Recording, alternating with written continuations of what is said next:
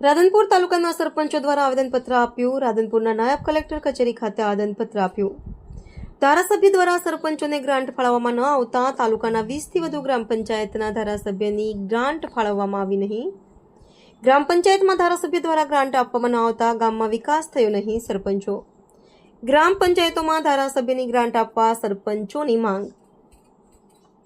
રાધનપુરના ધારાસભ્ય લવિંગજી ઠાકોર દ્વારા પોતાના મળતિયા સરપંચો પંચાયતોને મન ફાવે તેમ અઢળક પ્રમાણમાં ગ્રાન્ટ આપે છે, ત્યારે રાધનપુર તાલુકાની અમુક એવી પંચાયતો છે તેમાં ધારાસભ્ય દ્વારા ભેદભાવ રાખવામાં આવે છે.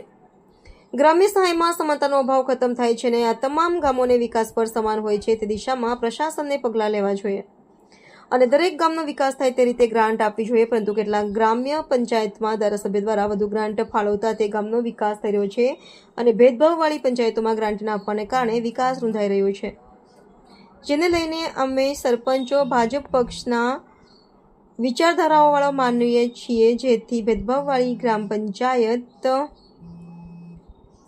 ધારાસભ્ય દ્વારા ગ્રાન્ટ ન ફાળવતા વિકાસના કામો ન થતા કેટલીક ગ્રામ પંચાયતના વિકાસના કામો થઈ